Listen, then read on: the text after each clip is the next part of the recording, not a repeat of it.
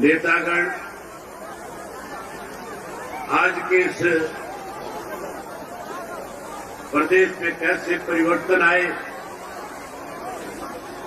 कैसे प्रदेश से आज की इस मौजूदा सरकार से छुटकारा मिले, इसके लिए इस परिवर्तन यात्रा की शुरुआत के लिए हजारों की संख्या में आए हुए आदरणीय बुजुर्गों, नौजवान साथियों, माताओं, बहनों, पत्रकार, छायाकार दोस्तों, साथियों, आज प्रदेश के अंदर, देश के अंदर पिछले 8 वर्ष से भारतीय जनता पार्टी सत्ता में है। प्रदेश में पिछले 3 वर्ष से भारतीय जनता पार्टी और उनकी एक सहयोगी पार्टी लगातार सत्ता में बैठ करके हरियाणा प्रदेश के लोगों के सामने रोज नई नई दिक्कत और कठिनाई खड़ी करने जा रही है। लगभग 8 वर्ष हो गए प्रदेश पे, देश पे पूरा संकट छाया हुआ है, जिसके कारण लगातार संविधान और प्रजातंत्र के ऊपर कुठाराघात किया जा रहा है। साथियों, किस तरह से लगातार 1 वर्ष तक किसान आंदोलन के दौरान आप लोगों ने एक लंबी लड़ाई लड़ने का काम किया था। हरियाणा के, पंजाब के, उत्तर प्रदेश के, राजस्थान के, मध्य प्रदेश के किसानों ने दिल्ली के चारों तरफ लगते हुए बॉर्डर पे आकर के बैठ करके जो 3 काले कानून बने थे, उन 3 काले कानूनों को वापस कराने के लिए आप लोगों ने अपना घर बार, परिवार, खेत सब छोड़ करके देश के प्रधानमंत्री को इस बात के लिए मजबूर किया था कि जो काले कानून आपने बनाए हैं वो वापिस हो और देश के अंदर एमएसपी लागू हो। देश के प्रधानमंत्री ने वायदा किया था, जहां काले कानून वापिस लेकर के आप लोगों से माफी मांगी थी और कहा था कि मेरे से गलत फैसला लिया गया, वहीं ये भी कहा था कि देश में एमएसपी लागू हो, इसके लिए कमेटी बनाएंगे। लेकिन आज 1 वर्ष से ज्यादा समय बीत गया, आज भी एमएसपी का कानून बनाने की बजाय किसान को कैसे कमजोर किया जाए, इसके लिए रोज नई नई योजनाएं बनाई जा रही है। आज हमारे प्रदेश की हालत इस किस्म की है कि प्रदेश का किसान मजदूर अपने आप को लूटा हुआ महसूस कर रहा है। आज जहां युवाओं को बड़े बड़े वायदे करके लोग सत्ता में आए थे, आज युवा जो है सबसे ज्यादा अपने आप को ठगा हुआ महसूस कर रहा है। मैंने इस परिवर्तन यात्रा के लिए सिंगारगांव और मेवात जिला क्यों चुना था? जब हम बैठ करके आपस में इस पर चर्चा कर रहे थे कि आज प्रदेश के अंदर परिवर्तन की जरूरत है। आज जिस कांग्रेस पार्टी की जिम्मेवारी बनती थी इस मौजूदा सरकार के खिलाफ लड़ाई लड़ करके विधानसभा में और विधानसभा के बाहर सत्ता में बैठे लोगों को मजबूर करके आम आदमी के साथ न्याय हो, इसके लिए लड़ना चाहिए था। जो लोग आपकी लड़ाई लड़ने की बजाय अपने अस्तित्व की लड़ाई में लगे हुए हैं,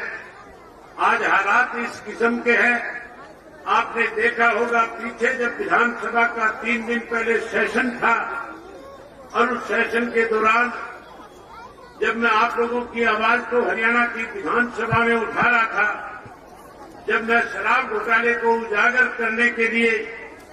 हरियाणा प्रदेश के अंदर भू माफिया जो खड़ा हुआ था हिसार में इंटरनेशनल एयरपोर्ट के नाम से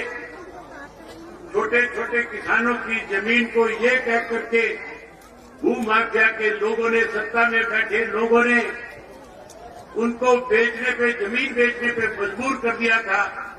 ये कहा गया था कि अगर आप अपनी जमीन नहीं दोगे तो सरकार सस्ते दाम पे इसको एक्वायर करके आपको कम पैसे देगी। इसलिए अगर आपको ज्यादा पैसा चाहिए तो प्राइवेट लोगों को जमीन बेच दो।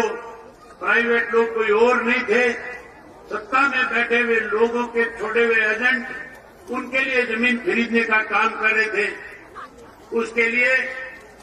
वहां के जो 12-14 गांव के ग्रामीण थे, जिन ग्रामीणों का रास्ता बंद कर दिया गया था, जिनकी बेशम कीमती जमीन जो 10-10 करोड़ रुपए एकड़ की थी, उस जमीन को 20-25 लाख रुपए एकड़ के हिसाब से बेचने पे मजबूर करने जा रहे थे। कैसे वो अपनी जमीन बचाए, कैसे वो अपना हिसार का रास्ता छोटा करे, कैसे उनके बच्चे स्कूल और कॉलेज में जाने में दिक्कत और कठिनाई न आए, उसके लिए जब संघर्ष कर रहे थे, लड़ाई लड़ रहे थे, इकट्ठा होकर के सरकार को इस बात के लिए मजबूर कर रहे थे कि आप अपने वायदे को पूरा करें और वायदा पूरा करके हमें सुविधा प्रदान करने का काम करें। तो सत्ता में बैठे लोगों ने उनके रास्ते बंद करके उन ग्रामीणों के सामने परेशानी खड़ी करी थी। मैं उस धरने के अंदर गया, मैंने वहां जाकर के लोगों से पूछा था कि क्या दिक्कत है। ग्रामीणों ने खुल करके बताया कि सरकार में बैठे लोगों ने वायदा किया था कि एयरपोर्ट के साथ से रास्ता देंगे, हमें रास्ता देने की बजाय हमारे रास्ते बंद करके जो हमारी बेशम कीमती जमीनें हैं उनको सस्ते में खरीदने पे, बेचने पे हमें मजबूर कर रहे हैं। साथियों, ये बात जब मैं विधानसभा में उठा रहा था और मैं विधानसभा में उन लोगों के नाम ले रहा था और कह रहा था कि लुटेरे सत्ता में बैठे हुए हैं, ये किसानों की जमीन को सस्ते में लेकर के कहीं अपने मॉल खड़े करना चाहते हैं, कहीं अपनी कोठियां बनाना चाहते हैं, कहीं यहाँ कॉलोनियां काटना चाहते हैं। तो सत्ता में बैठे लोगों को जहां इस बात को लेकर के तकलीफ हो रही थी, मैं उम्मीद करता था कि कांग्रेस के लोग मेरी बात से सहमत होंगे और कांग्रेस के लोगों ने उन लोगों के बीच में जाकर के उनसे वायदा किया था कि हम आपकी आवाज विधानसभा में उठाएंगे। उन्होंने आवाज उठाने की बजाय सरकार के साथ खड़े होकर के कई चुटकुले सुनाने का काम कर रहे थे। आज जिस कांग्रेस की जिम्मेवारी बनती है इस मौजूदा सरकार के खिलाफ लड़ाई लड़े, इस मौजूदा सरकार को गलत निर्णय न लेने पे मजबूर करे, आज वो सत्ता के बैठे लोगों के साथ मिलकर के हरियाणा प्रदेश को बर्बाद करने में लगे हुए हैं।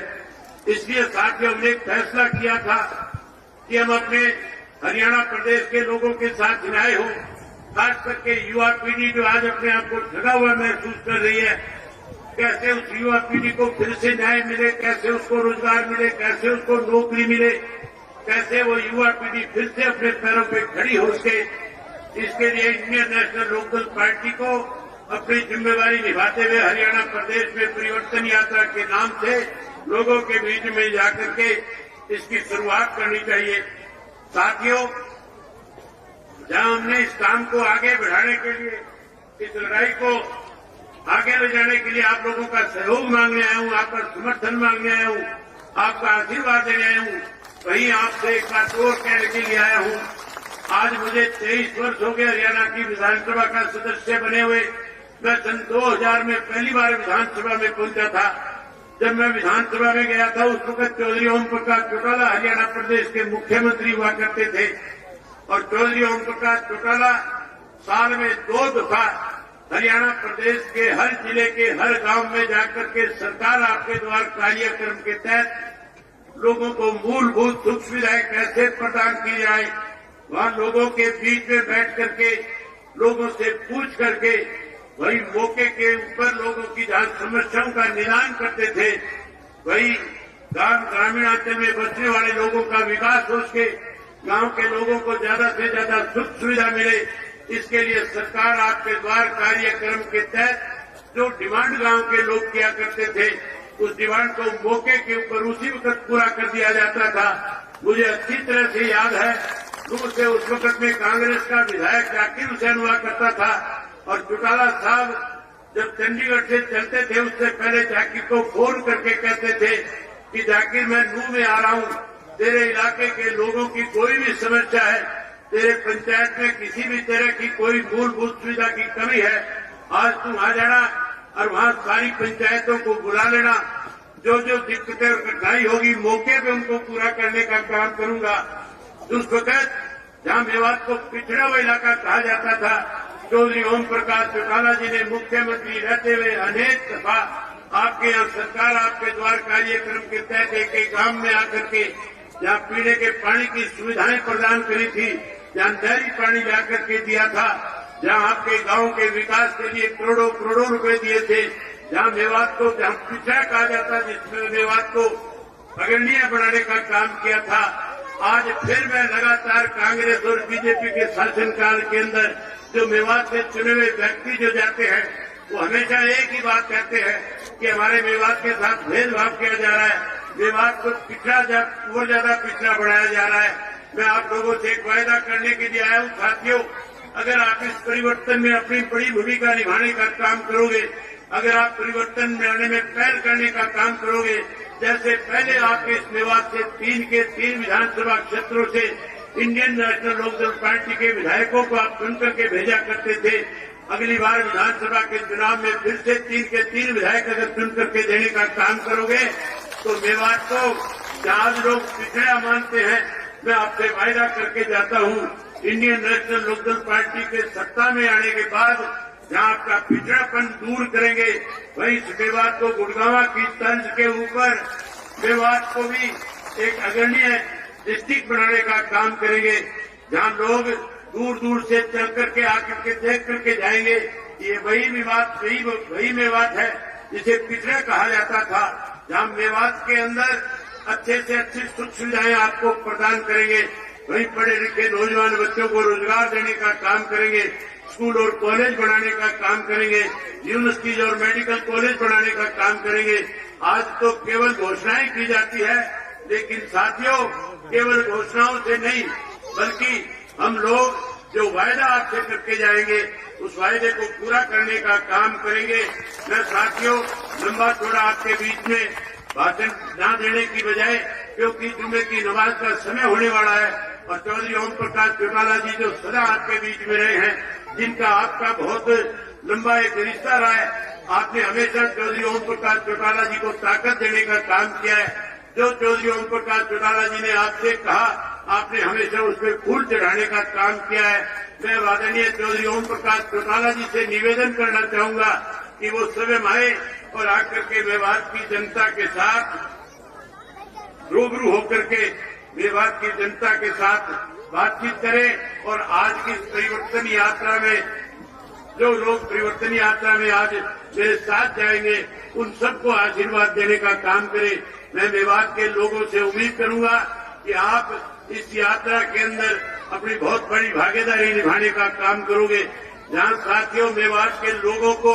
सुविधाएं देनी चाहिए थी, आज सत्ता में बैठे लोग मेवात के नौजवानों को मारने का काम करते हैं। जब आपकी आवाज को विधानसभा में उठाया जाता है तो विधानसभा का स्पीकर हमारे स्पीकर बंद करने का काम करता है। लेकिन मैं आपसे वायदा करता हूं, अगर आप लोगों ने मौका दिया, समय आया, तो जिन लोगों ने आज इस तरह के कृतज्ञ काम किए हैं उन लोगों को जेल की सलाखों के पीछे भेजने का काम करेंगे। मेवात के लोगों के साथ न्याय कराएंगे और जहां न्याय कराएंगे वहीं जिन लोगों ने आज आपके साथ आपकी अनदेखी करी है उनको जेल की सलाखों के पीछे भेजने का काम करेंगे। आप सबने मेरी बात सुनी, आप सबका बहुत धन्यवाद। इसके साथ मैं चौटाला साहब से निवेदन करूंगा कि चौटाला साहब आए और आकर के आपको संबोधित करें, आपके रूबरू हो। आप सबका बहुत धन्यवाद। आदरणीय चौधरी ओम प्रकाश चौटाला जी, बहुत बहुत धन्यवाद चौधरी।